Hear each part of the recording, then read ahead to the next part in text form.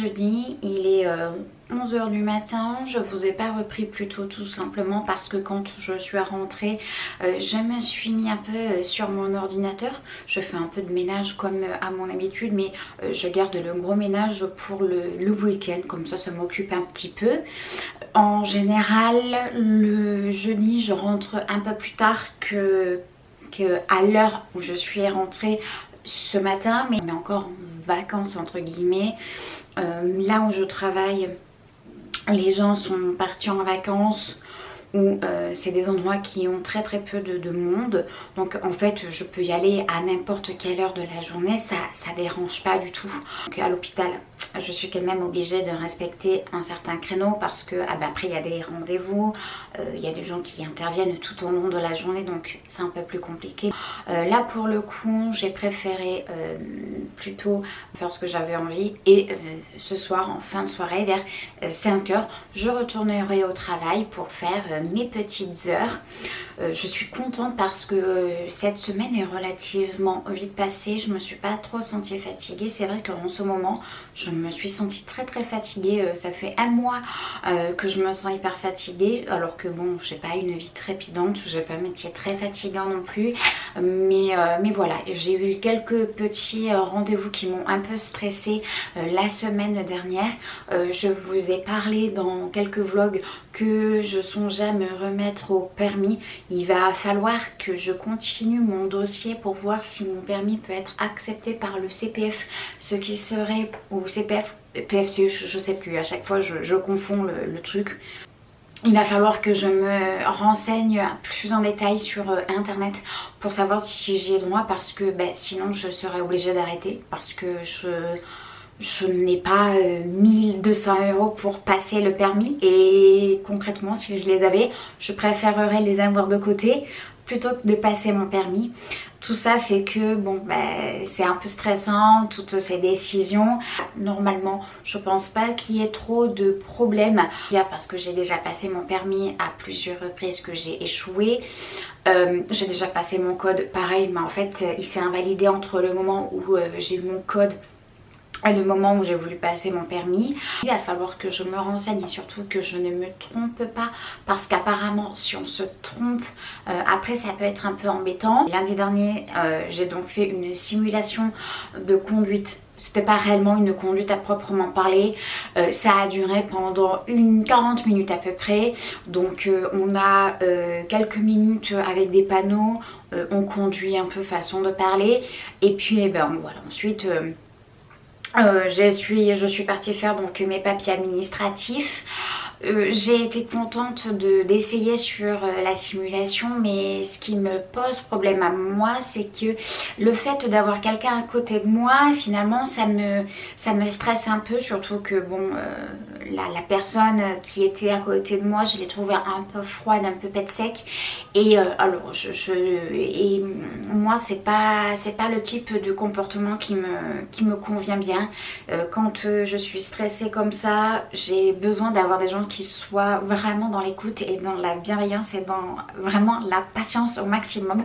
Là pour le coup j'ai pas trouvé que cette personne était réellement dans la patience, en sachant que j'avais jamais trop conduit sur un simulateur et encore moins sur une vraie voiture. J'ai déjà conduit, mais franchement il y a 8-10 ans, et là je serais devant une voiture, derrière un volant pardon, je serais incapable de faire démarrer la voiture. Une automatique peut-être que je m'en sortirais, mais alors une boîte manuelle là c'est et puis même je sens que c'est pas quelque chose qui m'attire, c'est pas quelque chose qui me plaît, c'est pas réellement quelque chose que j'ai envie dans l'immédiat. Mais ce qui est quand même très paradoxal, c'est que j'ai envie d'essayer. J'ai quand même été je suis sortie de cette heure de conduite un peu dans un mauvais état d'esprit. Déjà j'étais pas très bien, enfin j'allais dire j'étais pas très bien, mais ouais, je suis sortie de ce rendez-vous et je me suis dit non, c'est pas possible que tu ne puisses pas y arriver. Et vraiment je suis sortie de là avec un état d'esprit mais hyper mauvais, où je me suis dit mais c'est pas possible, même un gamin de 16 ans y arrive, pourquoi toi tu y arrives pas, pour les pédales elle t'a dit de faire comme ça, pourquoi toi tu y arrives pas. Mais bon, je pense que c'est ma pathologie qui est comme ça, je suis dyslexique, dyscalculique, avec un manque d'attention. Je le reconnais quand je suis concentrée sur quelque chose et que j'ai quelqu'un à côté. Alors passe la vitesse, passe la deuxième, regarde la vidéo, regarde à gauche, regarde à droite. Je suis complètement perdue. Je vais quand même réessayer sur le simulateur pour voir ce que ça donne. Et si vraiment je vois que je suis butée ou que je n'arrive pas, j'irai voir quelqu'un. Ce qui est complètement bête, c'est que vous voyez peut-être pas, mais j'ai un volant juste ici. Donc concrètement, je suis habituée à ce genre de conduite, même si ce que j'ai est moins perfectionné et disons que la fonction en elle-même n'est pas forcément la même, mais il y a quand même des points qui se ressemblent. Donc là, je suis habituée.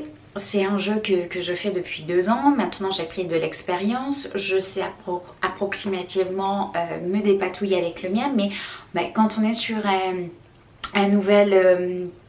quand on fait ça sur une autre machine, c'est une autre méthode pour... une autre méthode finalement de conduite entre gros guillemets, parce que pour moi il n'y a rien de tel que la vraie conduite pour vraiment se rendre compte de ce qu'on est en train de faire.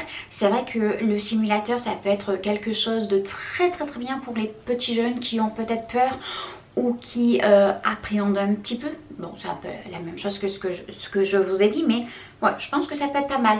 Mais pour moi, ça reste quand même du jeu vidéo. Si je tamponne ma voiture sur le simulateur, bon, j'ai juste à faire retour en arrière et je reconduis. C'est vrai que ça peut être pas mal, mais je préfère quand même... passer sur une vraie voiture, même si j'ai peur. Je sais pas si je vous en ai parlé tout à l'heure, mais je pense qu'à mon avis je vais voir avec quelqu'un. Je sais pas vers qui. Ouh, j'ai mal à mes jambes. Je sais pas vers qui me tourner. Parce que je pense que ça va quand même me poser problème. Je sais pas, dès que je suis sortie de ma première heure sur mon simulateur, je me suis dit, je pense quand même qu'il va être nécessaire que tu te fasses aider pour avoir confiance en toi à ce moment-là. Et je sais pas qui aller voir, parce que je pense pas qu'un psychologue ou un psychiatre ferait quelque chose. Je sais pas, peut-être un thérapeute ou... Après, on m'a aussi parlé de sophrologie, mais moi je suis pas anxieuse tous les jours de ma vie. C'est juste à un moment donné précis où en fait, avoir quelqu'un à côté de moi, j'ai l'impression que ça me fait perdre mes moyens, parce qu'en fait je pense que je me mets un peu la pression entre guillemets. J'ai tellement envie de faire bien la première fois que finalement je suis un peu perdue. Donc ça aussi, il va falloir peut-être que je fasse un travail sur moi-même. J'avais pensé finalement aller voir un psychologue comportemental ou comportementaliste, je ne sais pas comment ça se dit, pour qu'il me dise vous êtes comme ci, vous êtes comme ça, à ce moment-là vous avez besoin de tel ou tel axe pour pouvoir travailler sur vous-même. Je sais pas si ce que je dis est compréhensible, mais je pense que j'ai besoin de voir quelqu'un qui me dise clairement vous êtes comme ci ou vous êtes comme ça. Après je sais que j'ai énormément de difficultés, notamment pour me faire comprendre. Très souvent ça m'arrive d'avoir des discussions avec, notamment avec Vincent. J'ai toujours été dyslexique et je le serai jusqu'à la fin de ma vie. Là où je suis quand même contente, c'est qu'il y a des gens qui sont aussi dyslexiques et qui eux ont énormément du mal à lire, à écrire, alors moi pour le coup j'ai pas de problème pour la lecture, je sais lire, mais ça a valu quand même des années d'orthophoniste pour plus confondre le P et le B. Le P, enfin voilà, il y a des lettres avec les sonorités similaires qui pour moi se confondaient. Après, c'est vrai que quand j'enchaîne deux mots qui se ressemblent, là comme ça, je n'ai pas d'exemple précis. Je me rends compte au moment de la discussion que j'ai buté sur un mot où en fait c'est le be qui est sorti à la place du te. Et c'est vrai que avant je ne m'étais jamais réellement trop penchée sur ce problème-là. Et je me rends compte que c'est que depuis que je suis avec Vincent, donc ça fait depuis 2 ans, que je me dis ah oui, effectivement, tu vois, là t'as un peu de mal, ou là t'as un peu de mal à la compréhension. Et je n'avais jamais eu ce sentiment avant. C'est ça qui est vraiment très très particulier. C'était pas forcément comme une sorte de déni, mais en fait ce qu'il y a, c'est que je me rends compte que avant j'étais très très peu dans la discussion finalement. Je n'étais pas quelqu'un qui parle énormément, même là je parle pas, je suis plutôt quelqu'un qui va être en retrait et qui va pas forcément exprimer ses souhaits et ce qu'elle a à dire. Donc par conséquent je ne parlais que très peu. Et je pense que maintenant que je suis avec Vincent et je m'exprime beaucoup plus, on communique beaucoup plus, on est plus dans la communication, c'est là où finalement je me suis rendu compte que par moments j'avais des difficultés à me faire comprendre. Bon après, je reste quand même persuadée que par moments c'est aussi lui qui ne veut pas faire l'effort de me comprendre. Enfin bon, bref. Tout ça pour dire que j'ai très peur que ce problème de dyslexie, de trouble du comportement, j'ai très peur que ça me pose problème pour passer mon permis. Alors que bon, finalement c'est qu'un permis, ça ne m'engage pas à grand chose, mais ouais, ça me fait peur. Quand je suis partie faire mon truc de simulation, il y avait un côté de moi où j'étais très contente, où je me suis dit c'est bon, tu vas pouvoir enfin tu vas pouvoir monter les échelons. Oh, quand j'en suis sortie, je me suis dit non, j'avais l'impression d'être retombée de 3 cases. Enfin vraiment, j'étais dans un état d'esprit pas ouf. Voilà. Ensuite, j'ai aussi fait un dossier pour mon logement parce que j'ai arrêté Sainte-Marthe. J'ai envoyé ma lettre. Et je sais pas si j'ai fait le bon choix ou pas. Il y a un côté de moi où je me dis bon, tu en as eu marre. Donc finalement c'est bien que tu sois partie parce que peut-être que ton travail aurait été moins qualitatif et que tu aurais mis moins d'entrain. Et j'ai un côté où je me dis est-ce que t'as pas fait une bêtise? Je connais personne dans mon entourage qui n'a jamais fait de bêtises. Je pense qu'on fait tous des bêtises qu'on regrette un jour ou l'autre. Bon après je prends pas un énorme risque non plus parce que je garde quand même mes 2 chantiers du matin, mais ça va me faire un trou sur mon salaire, et ce qui risque de me faire perdre mon... Oh là là là là, dis donc, je pars dans tous les sens ce matin. C'est vrai que des fois quand j'allume la caméra, je sais pas, je suis là, bon je sais pas quoi dire, et aujourd'hui ça fuse. Donc en fait, tout ça pour dire que j'ai commencé mon dossier d'APL. Il va falloir que j'aille le redonner très rapidement. Là il me manque juste un papier à leur apporter pour être sûre que je ne me sois pas trompée, parce que les papiers, moi ça fait 2, mais j'essaye quand même petit à petit de me mettre dedans. Et puis bon, Vincent m'a aidé, c'est vrai qu'il m'aide beaucoup au quotidien. Donc Vincent m'a aidé pour faire ça. Je pense aussi me créer un dossier MDPH parce que j'ai été diagnostiquée dyslexique. Il y a maintenant 15 ou 16 ans de ça. J'étais diagnostiquée tard, à mon entrée de 6e. Donc non, je crois que c'était même ma 2e 6e, parce que j'avais fait une 6e d'adaptation parce que j'étais un petit peu trop, je pense, en difficulté. Je ne sais pas s'il y aura un impact particulier sur mon avenir professionnel, mais je pense que ça peut être quand même pas mal de faire ce genre de dossier, en sachant que voilà, j'ai été diagnostiquée comme je vous le disais. Bon, après je sais pas si ça va m'apporter une aide ou quoi que ce soit, à mon avis je pense pas, mais bon, je vais faire ça. Je sais pas du tout ce que ça va donner au montage. Je pense qu'à mon avis je vais pas mal faire de cuts. Aussi je suis un peu tracassée en ce moment parce que voilà, je vous l'ai dit, on est fin août, j'ai ma régularisation NG qui va pas tarder à arriver. Je pense qu'à mon avis ça va être soit demain, soit dans 2-3 jours. Et là je me dis, là pour le coup j'ai un petit peu peur parce que je sais pas à quelle sauce je vais être mangée. L'année dernière j'avais eu 500 € de régularisation, je vous en avais fait un vlog, je vous mettrai le lien ici si vous voulez aller le regarder. Et là pour le coup j'avais augmenté mes mensualisations, donc je pense pas avoir une régularisation de malade, mais j'espère que ça va pas être comme l'année dernière parce que sinon ça va être un peu compliqué. Il va aussi falloir que je regarde pour changer mon opérateur de box. Sur mon téléphone je suis passée chez Sosh, donc je paye beaucoup moins cher et en définitif je pense que je vais enlever ma box parce que je ne regarde jamais la télé. Parce que je veux regarder mes émissions, je me le mets sur mon ordinateur. J'ai 2 écrans, j'en ai qui me servent pour regarder mes vidéos et la télé entre guillemets. Après je pense que ça va peut-être me poser un problème avec mon forfait actuel sur mon téléphone.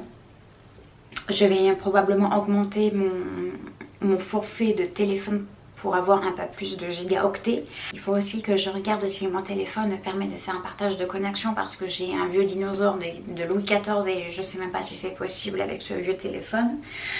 Mais je pense que ça peut être une bonne idée. J'ai eu pas mal de rendez-vous ces derniers temps et j'en ai un à venir au mois de septembre. Je suis contente parce que j'ai amené Malo au vétérinaire. Le pauvre il en pouvait plus avec ses puces, il en avait de partout. Pourtant je sais pas où est-ce qu'il a pu attraper ça. Je l'ai pas laissé longtemps avec ses puces. Je suis allée en pharmacie et en fait bon, le produit que j'ai acheté était un peu cher et finalement il n'était pas efficace du tout. Donc j'ai quand même persévéré. Je lui ai mis 2 pipettes à 15 jours d'intervalle et j'ai vu qu'il n'y avait aucune amélioration et au contraire il commençait à devenir un peu agressif. Il faisait que de se tourner, il était vraiment pas dans son état. Donc finalement j'ai dû payer ma consultation plus les 2 soins, 3 soins pour mes chats. Donc ça m'a fait quand même des petites dépenses, mais bon de toute façon je ne pouvais pas laisser mon animal autant avec ses puces. Je voyais très bien que qu'il n'était pas vraiment dans son état, je le voyais bien. Normalement c'est un chat qui est doux, qui n'est pas peur, enfin c'est un chat qui est doux, c'est un chat qui mord jamais, il feule pas, c'est une peluche quoi. Enfin mes animaux sont des peluches et là je voyais vraiment qu'il avait un problème, il était même un peu méchant avec Vincent. Donc quand j'ai vu ça je me suis dit écoute, amène le vétérinaire et là je suis tranquille pour 3 mois. Mes chats sont sortis d'affaires entre guillemets. Malo a réussi à perdre 700 grammes, ce qui est ouf parce que je l'ai repesé il n'y a pas si longtemps que ça et il était à 9 kilos. Il était à 9 kilos et ça lui avait fait perdre que 400 grammes. Même le vétérinaire il a été surpris, il m'a dit vraiment on est très surpris de sa perte de poids. J'ai dit au vétérinaire oui je sais, je le pèse régulièrement, il a perdu 400 grammes. Il me dit non c'est 700. Ah oui, je me suis dit oui en effet. Et le vétérinaire me dit mais comment c'est possible parce que vous lui avez donné juste un petit sachet de croquettes, normalement c'est pas, il ne doit pas perdre autant de poids juste avec ce tout petit sachet que vous lui avez donné en début d'année. Et j'ai dit au vétérinaire qu'en fait j'ai continué tout simplement la lancer sur cette même marque. Malo a adoré ces nouvelles croquettes. Je continue donc avec ces mêmes croquettes. Là actuellement je lui donne 40 grammes de croquettes dans la journée et ça lui convient largement. Minette elle est pas grammée, je lui mets une tasse de croquettes. Je pourrais lui en mettre un peu plus mais en fait j'ai l'impression qu'elle mange même pas sa tasse complète de croquettes dans la journée. Donc pour éviter que mes croquettes se perdent, je préfère faire comme ça et je fais comme ça avec Minette depuis un moment. Et Malo je vois vraiment qu'il a maigri et je suis très contente par rapport à ça parce que je vois que c'est nos efforts à tous les deux ont mené leurs fruits. Je n'ai pas l'impression que Malo soit en demande de croquettes. Bon, c'est vrai que ces derniers mois passés, le pauvre, il a été tellement embêté avec ses puces que franchement il mangeait quasiment plus. Il avait là les poils qui étaient devenus vraiment pas très beaux du tout. Même derrière sa patte, le pauvre, il saignait. Je pouvais plus le laisser comme ça. Donc voilà, une bonne nouvelle dans ce mois d'août excessivement long, mais excessivement long. Là on est fin août, hein, comme je vous ai dit. Je suis partie chez Vincent le 15 août, j'ai l'impression que ça a fait déjà une éternité. J'espère que le mois de septembre sera un peu plus cool. Tant qu'on a à parler du mois de septembre, je vais me faire enlever mon implant le 11 septembre. Pour le remplacer par un stérilet parce que ça fait maintenant 2 ans tout pile. En septembre ça fera 2 ans que j'ai mon implant et en fait je vois pas d'amélioration. J'ai eu mes règles ont commencé aux alentours de l'avant-dernière semaine de juillet et je les ai eues jusque début août. Donc je commençais à ne plus en pouvoir, à tel point que j'ai dit à Vincent, je dis c'est bon, là moi mes règles j'en ai marre, je vais me faire retirer l'implant. Je vois que sur moi ça ne fonctionne pas. Il y a certaines femmes à qui ça leur avait coupé les règles, moi pas du tout. Donc voilà, c'est pour ça que je vais passer sur le stérilet. Je sais pas du tout ce que ça va donner. Je sais pas du tout ce que ça va donner au niveau de mes menstruations. J'espère surtout que ça va pas me les empirer parce que là moi j'ai dit à la sage-femme, je dis moi vous faites ce que vous voulez, vous me donnez ce que vous voulez, mais je ne veux plus avoir de règles. Je lui ai dit moi ça fait 2 ans que j'ai mes règles, 15 jours en intervalle régulier. Je dis c'est bon, j'en peux plus. Donc on va essayer ce stérilet. Je pense que ça va être une journée qui va être très fatigante parce que mais douloureuse aussi. Parce que pour me mettre l'implant ça m'avait fait un peu mal. Là pour l'enlever je pense qu'il va falloir qu'elle fasse une petite incision pour retirer l'implant. Et alors le stérilet, là je crois que je vais avoir mal pendant un moment, mais bon. Si ça peut me permettre d'éviter d'avoir mes règles parce que vraiment je n'en peux plus et je n'ai pas forcément envie de prendre de pilule pour que ce soit parce que je me connais. Je pense que ce truc je vais m'y tenir 2-3 jours et après je vais la zapper. Donc je n'ai pas spécialement envie d'avoir d'enfant maintenant tout de suite. Donc on va voir ce que ça va donner avec ce stérilet. Aussi, écoutez, je vais vous parler de lecture parce que j'ai envie de vous parler un peu de choses futiles. J'ai terminé, je crois que je vous en avais parlé dans l'ancien vlog. J'avais terminé 2 livres que j'avais commencé et là j'ai quasiment terminé l'eau des fleurs, changer l'eau des fleurs de Valérie Perrin. Je peux pas vous dire si je l'aime ou si je l'aime pas. C'est un peu particulier comme style de lecture. Je le trouve un petit peu plus compliqué à prendre en main par rapport aux lectures que j'ai déjà pu lire. Bon après moi je suis pas une grande lectrice, j'ai jamais lu Baudelaire, Voltaire et tous les grands écrivains connus. Moi j'aime, ce que j'aime dans la lecture c'est vraiment un moment où en fait je mets mon cerveau sur off et je lis quelques pages. J'aime pas forcément je n'aime pas forcément les lectures qui prennent la tête avec des mots trop compliqués ou avec du vieux français. Ça c'est pas trop mon truc. En général ce que j'aime lire, je vais pas avoir le droit de dire, mais c'est Lorraine Fouché, enfin les autrices de ce genre de littérature. Là pour le coup changer l'eau des fleurs je l'ai bien aimé, j'en suis quasiment presque à la fin. Je pense que dans quelques jours il sera terminé. J'aime bien le côté résilience et le côté que quoi qu'il arrive dans la vie on peut toujours se relever et essayer de trouver du bonheur là où on le voit, là où on le trouve. Je sais pas si ce que j'ai dit est compréhensif.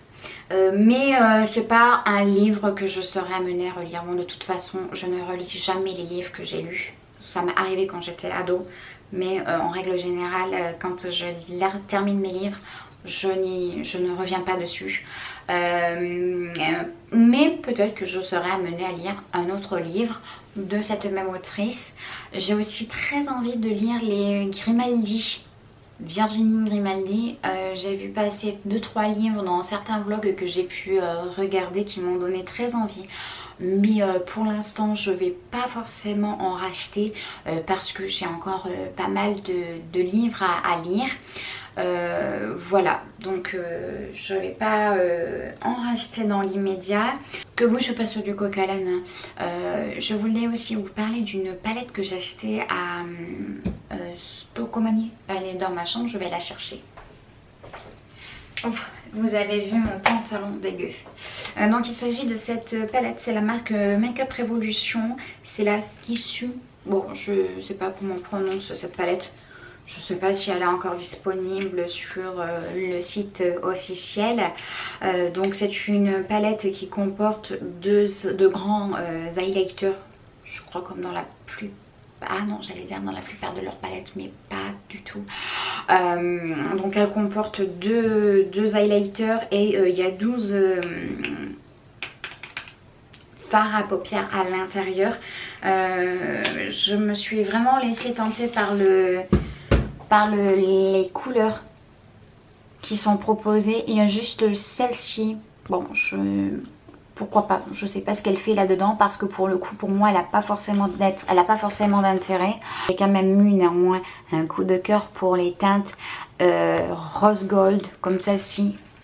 Vraiment, j'ai beaucoup aimé. Je vais vous la montrer là vite fait. Elle est pour le coup vraiment très très belle. J'ai pu essayer ce fard hier, je l'ai trouvé vraiment magnifique. Je voulais vous en faire une sorte de vidéo make-up, mais la flemme. Et puis je sais pas me maquiller en utilisant 15 000 produits. Peut-être que je peux vous faire un swatch vite fait des fards que j'ai utilisés hier. Donc j'ai utilisé le Blood Lust. Bon, après, je suis en lumière artificielle comme à chaque fois. Je sais pas si vous allez pouvoir vous rendre compte, mais il est vraiment... voilà, mais elle est vraiment top. Ensuite, il y a la Règne, juste là. Et allez, je vais vous montrer les Maldives. Donc c'est le bleu. Ouais, après écoutez. Après bon, je suis pas une grande experte du maquillage. Je serais incapable de vous dire si ça vaut le coup, si ça vaut pas le coup. En tout cas, moi, de Makeup Revolution, j'ai jamais été déçue de cette marque. Et d'ailleurs, j'ai aussi acheté le mascara. Donc c'est celui-ci, c'est celui que j'ai aujourd'hui. Encore une fois, j'aime beaucoup la brosse. Tout simplement, je préfère les brosses beaucoup plus petites et un peu plus fournies que les grandes brosses avec juste 2-3 petits piquants en silicone qui font mal aux yeux et à chaque fois j'ai toujours peur de me crever un œil. Donc ça, je suis vraiment très très très contente. Je vous laisse ici. Je pense que ce vlog aura été très très long, mais ça m'a fait plaisir de discuter avec vous. Voilà, à bientôt.